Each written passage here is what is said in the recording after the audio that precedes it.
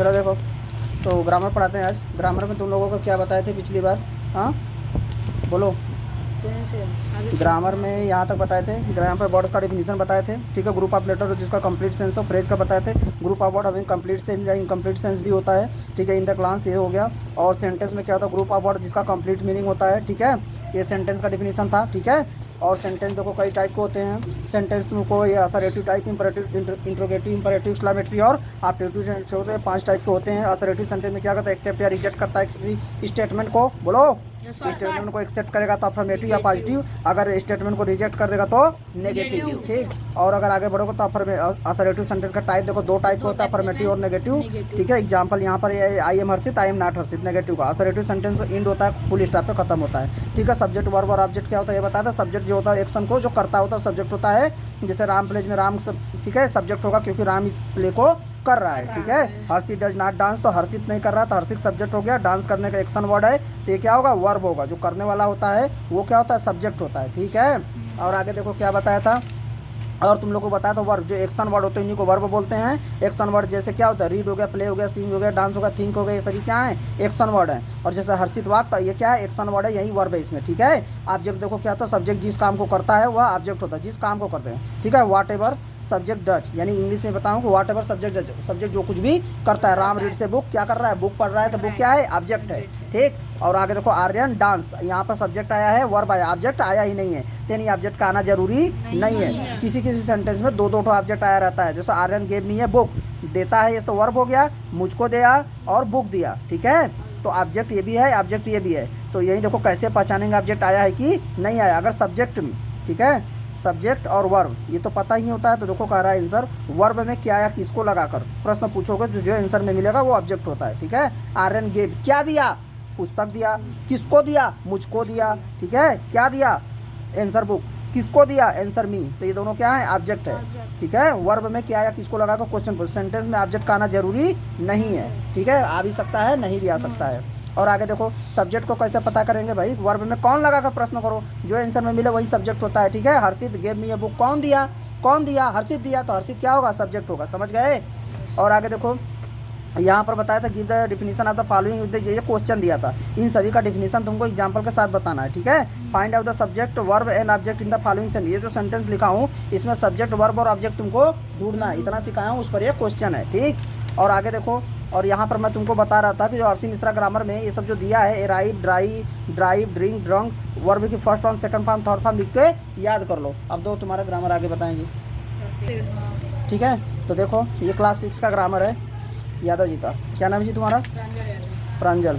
तो देखो इसमें क्या बता रहा है, जरूरत पड़ेगा तो यहाँ पर समझा दें। देखो कह रहा है wonderful world of the sentence, यानी सबसे पहले मैं तुमको बताया था सेंटेंस के विषय में जानना पड़ेगा। यहाँ पर भी पहले क्या बता रहा है कि जो सेंटेंस के विषय में हम जानेंगे। वंडरफुल वर्ल्ड ऑफ साइंस नहीं, वंडरफुल वर्ल्ड ऑफ सेंटेंस। देखो क्या कह रहा है, introduction of the sentence, sentence का इंट्रोडक्शन की यहाँ पे बता रहा है कि जो सेंटेंस होता है उस सेंटेंस की वर्ड भी नहीं पहले तो याद कर लो, SENTENCE, ठीक है। ये कंप्लीट थाट होता है, ये complete thought like a delicious cake with all the toppings, ठीक है। We use sentence to express our thought and emotion को एक्सप्रेस करने के लिए यूज करते हैं। तो ये देखो यहाँ पर इंपॉर्टेंट है, पेंसिल दो। A group of word that make a complete sense, जो क्या बोलेंगे? सेंटेंस बताएंगे। ये तो मैं बताया था तुम लोगों को, ठीक है।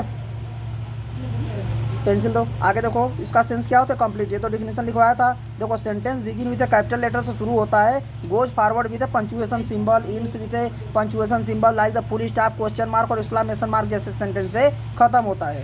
तो आगे देखो क्या कर रहा है यहाँ पे डायलॉग बॉक्स है। राहुल कहता है लुक एट हेयर, राहुल कह रहा है यहाँ देखो। और ये जो सेंटेंस है इंपरेटिव सेंटेंस, क्योंकि इसमें आर्डर दे रहा है, ठीक है। रचना कहती है what do I like look here, sorry what do I look there.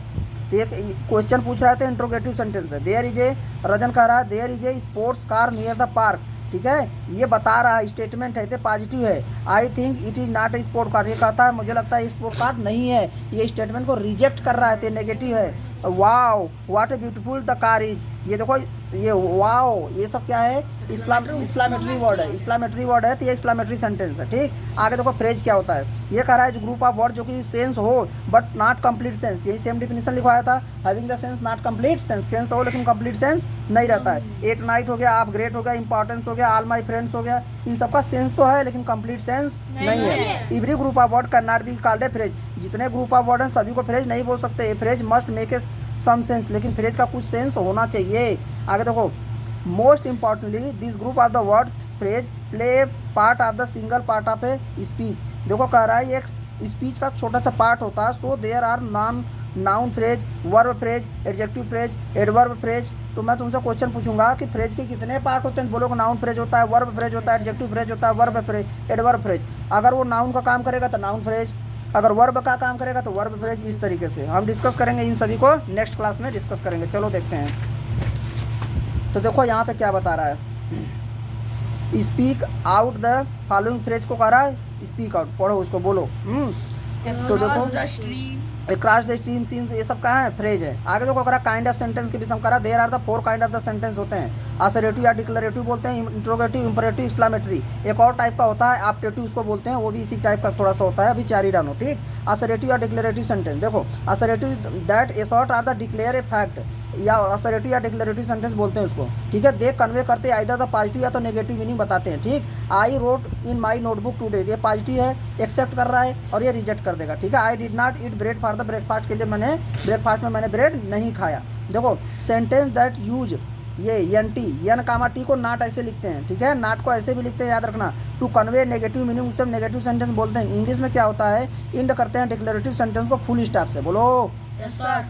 Declarative sentence को फुल स्टॉप पे खत्म होता है, ये ध्यान देना, यानी ये वाला चीज़ ध्यान देना। आगे देखो कह रहा है इंट्रोगेटिव सेंटेंस क्या होता है। इंट्रोगेटिव सेंटेंस क्या करता है, क्वेश्चन पूछता है। ठीक है, क्वेश्चन पूछता है, how did the Tansen become such a great singer, कैसे बन गया तानसेन, क्वेश्चन पूछ रहा है। Did he invent any news, क्या उसने कोई नई चीज़ आविष्कार किया, ये भी क्वेश्चन पूछ रहा है। आर यू हंग्री, क्या तुम भूखे हो, ये भी क्वेश्चन पूछ रहा है। Who will be coming for the party, के लिए कौन आ रहा होगा, ये भी क्वेश्चन पूछ रहा है। An interrogative sentence can be yes या नो टाइप का क्वेश्चन हो सकता है, WH क्वेश्चन हो सकता है। देखो यस या नो क्वेश्चन को आंसर कर सकते हैं, ऑनली इन द यस या नो में दे सकते हैं। WH क्वेश्चन बिगिन होता है क्वेश्चन वर्ड से, जैसे वेन हो गया, हूँ हो गया, वाई हो गया, ये सभी।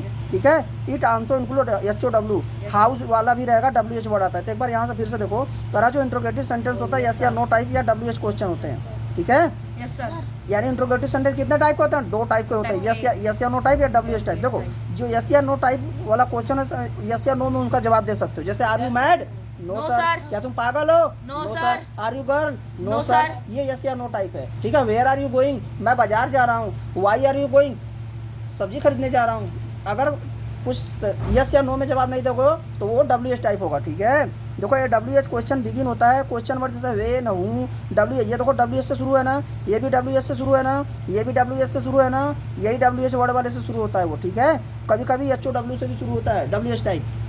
आगे देखो क्या बता रहा है, इंपरेटिव सेंटेंस। इंपरेटिव सेंटेंस क्या होता है, आर्डर कमांड देता है, रिक्वेस्ट करता है या सजेशन देता है। देखो ये जो सेंटेंस होते हैं फुल स्टॉप से खत्म होते हैं, यहाँ ध्यान दो, और RN एक्सक्लेमेशन मार्क से खत्म होते हैं। ठीक है, आगे देखो imperative sentence can B use give the suggestion, advice या वार्निंग देना है तो इंपरेटिव सेंटेंस यूज किया जाता है। जैसे be more you careful when you handle the glassware, जब ग्लासवेयर ठीक है लेते हो, यूज करते हो तो बहुत ज़्यादा सावधान रखना।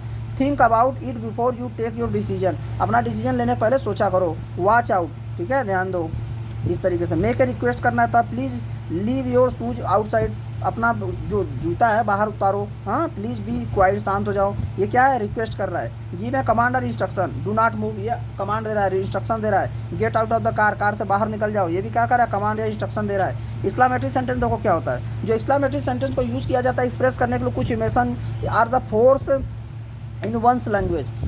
ठीक है, they are use to express surprise, anger, happiness या एक्साइटमेंट बताने के लिए यूज होता है। जैसे दे ऑलवेज इंड विथ इस मार्क ऑफ एक्सक्लेमेशन, इसको बोलते हैं, इससे खत्म होता है। देखो कह रहा है what A responsible girl your sister is, तुम्हारी सिस्टर कितनी रिस्पॉन्सिबल गर्ल है, ये आश्चर्यचकित होकर बोलोगे। ठीक है, how dilated I am at the news, I am at the news, इस न्यूज़ को इस न्यूज़ पर मैं कितना ज़्यादा खुश हूँ। What A terrible accident it was, कितना भयानक या कितना भयावह डरावना ये एक्सीडेंट था। ठीक है, हृदय से अचानक ये चीज़ें निकलती हैं। तो यहाँ पर एक क्वेश्चन है, देखो क्या बोल रहा है, चलो बताओ, एप्लीकेशन मैटर है। हाँ, राइट ए लिखना है असर्टिव के लिए, इन लिखना है इंट्रोगेटिव के लिए, इंपरेटिव के लिए आई एम लिखना है, एक्सक्लेमेटरी के लिए ई लिखना है। समझ गए?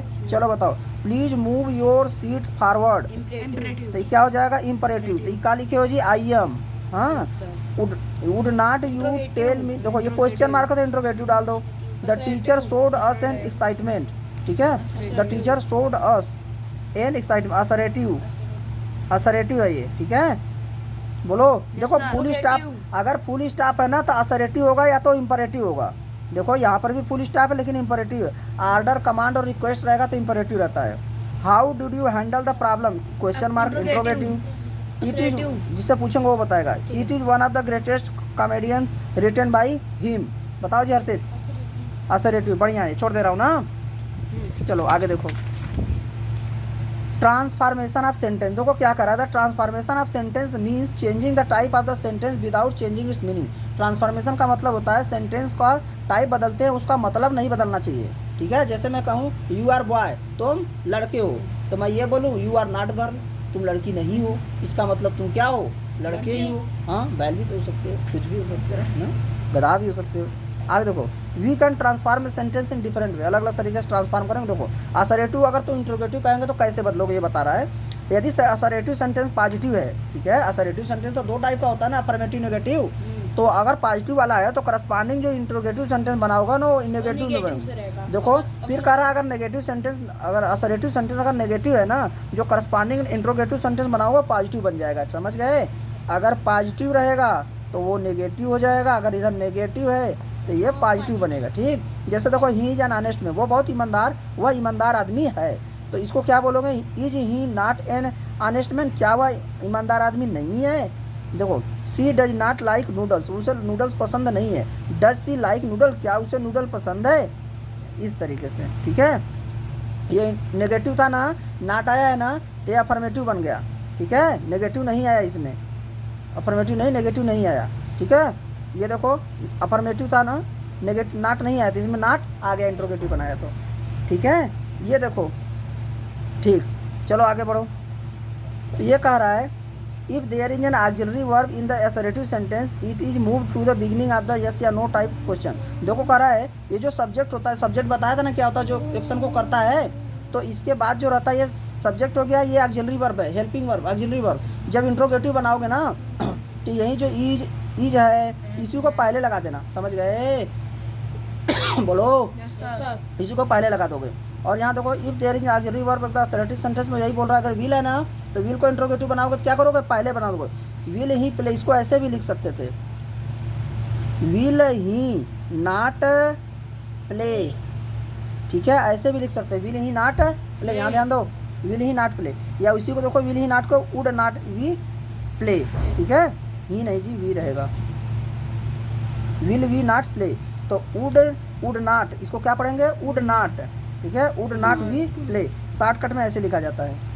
देखो there were many people waiting to the board the train, बहुत सारे लोग ट्रेन में सामान रखने के लिए, चढ़ने के लिए इंतजार कर रहे थे। तो वेयर नॉट देयर, ठीक है, वेयर नॉट देयर। ये देखो वेयर नॉट को एक साथ उठा के यहाँ पे कर दिया, लेकिन तुम ऐसे भी कर सकते थे, वेयर देयर ऐसे लिखोगे, वेयर को पहले लिखोगे, बोलो, उसके बाद देयर आएगा, उसके बाद नॉट आएगा, ठीक है। उसके बाद जो भी बाकी चीज़ें हैं ना मेनी वैसे ही उतार दो, ठीक है। बस ये वेयर कहाँ जाएगा? आगे आ जाएगा, ठीक है। और इसी देयर के बाद नॉट लग जाएगा। लेकिन वो क्या समझा रहे ना, शांति से समझो, तुम्हारी भी आज रिकॉर्ड हो जाएगी इसी में। चलो देखो, तो वेयर पहले आ जाएगा और उसके बाद देयर रहेगा, उसी के बाद नॉट आ जाएगा, ठीक। ये बता रहे कैसे असर्टिव से इंट्रोगेटिव बनाते हैं, अभी थोड़ा रफ पे बताएंगे। कह रहा है यदि कोई ऑक्सिलरी वर्ब नहीं है असर्टिव सेंटेंस में तो इंट्रोगेटिव सेंटेंस डू, डिड या डू नॉट से करना एज नीडेड, जहाँ जैसा ज़रूरत है, एज नीडेड। तो देखो ही रीड द बुक, यहाँ पर क्या करोगे? यहाँ तो ऑक्सिलरी वर्ब या हेल्पिंग वर्ब आई ही नहीं है, तो इसका मतलब या तो यहाँ पे देखो डू, डज या डिड के हिसाब से यहाँ पे बैठा होगे, ही रीड द बुक। तो यहाँ पर पास्ट का मान कर कराया तो यहाँ पर डिड आ गया। यहाँ पर तुम डज भी कर सकते थे, और ठीक है सिंगुलर है तो डज आएगा, अभी इसकी हम बताएंगे। और she completes her homework on time, अपना होमवर्क टाइम पे कंप्लीट करती, कंप्लीट्स है तो यहाँ पर डज आएगा क्योंकि ये सिंगुलर रहता है। तो does not see complete her homework on time, ठीक है, ये है। तो दो पहले, अच्छा ठीक। ठीक है, चलो इसको और बता दे रहे हैं, दो रफ का भी दो। तो एक चीज़ देखो यहाँ पे तुम लोगों को बार बार परेशान करेगा, इसके लिए तुमको टेंस की जानकारी होनी चाहिए। पेन दो। देखो जी, टेंस टेंस के विषय में तुमको थोड़ी सी जानकारी होनी चाहिए, ठीक है। तो टेंस जो होता है वो 3 टाइप का होता है, ठीक। बोलो, टेंस कितने टाइप का होता है? 3 टाइप का होता है। एक होता है प्रेजेंट टेंस, एक होता है पास्ट टेंस, और एक होता है फ्यूचर, ठीक। प्रेजेंट में भी देखो 4 टाइप के होते हैं। पहला जो टाइप है प्रेजेंट का इंडेफिनिट, ठीक है। फिर प्रेजेंट का कॉन्टिन्यूअस, ठीक। और फिर प्रेजेंट ये परफेक्ट कॉन्टिन्यूअस, ठीक है। और फिर परफेक्ट, फिर उसके बाद परफेक्ट कॉन्टिन्यूअस,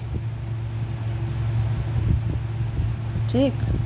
ये जो इंडेफिनिट कंटिन्यूअस, परफेक्ट और परफेक्ट कंटिन्यूअस है ना, ये सभी टेंसेज में आती हैं। तो मैं बस ये बता रहा हूँ, इन सभी टेंसेज की तुम्हें हेल्पिंग वर्ब पता होनी चाहिए। तो देखो हेल्पिंग वर्ब क्या होती है, जो हेल्पिंग वर्ब लगती है ना अलग अलग टेंसेज में, देखो। तो मैं अभी तुमको ये बता रहा हूँ प्रेजेंट में, इस वाले में क्या लगती है। प्रेजेंट वाले में, प्रेजेंट में कौन कौन सी हेल्पिंग वर्ब आती है? डू आती है, या तो डज आएगी, ठीक है। उसके बाद या तो अगले टेंस में ईज आएगी, एम आएगी, और अगले में आर आएगी, ठीक है। फिर यहाँ पर हैज आएगी, या तो हैव आएगी, ठीक है। उसके बाद या तो हैज बीन आएगी, या तो या तो हैव बीन आएगी, ठीक है। ये रहेगी। और देखो ये जो टेंस है, इसमें पास्ट में कौन कौन सी आती है? डिड आती है, ठीक है। और वाज या वेयर आती है, हैड आती है, और हैड बीन आती है। देखो do does did is am are was were has have और had, has been have been और हैड बीन, ये जो है ना ये पास्ट की है, ठीक है। अब देखो फ्यूचर में क्या आती है। फ्यूचर में या तो विल आती है, विल सेल, या तो सेल आती है, और उसके बाद या तो विल भी आएगी, या तो सेल भी आएगी। फिर या तो विल हैव आएगा, या तो सेल हैव आएगा, ठीक है। सेल हैव आएगा, या तो देखो विल या सेल। देखो प्लस लगा के लिख रहा हूँ, प्लस लगा के लिख रहा हूँ, इसका मतलब हैव बीन दोनों में जुड़ेगा, यानी विल हैव बीन या सेल हैव बीन आएगा, ठीक है। ये कितने टेंस पढ़ने होते हैं तुमको?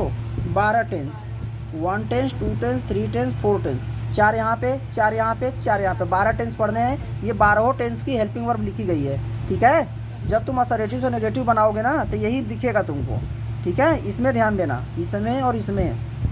अगर ये दोनों जो टेंस है ना, अगर इस टेंस का अफर्मेटिव सेंटेंस लिखा गया होगा तो अफर्मेटिव सेंटेंस में हेल्पिंग वर्ब नहीं आती है। जैसे राम रीड, ठीक है।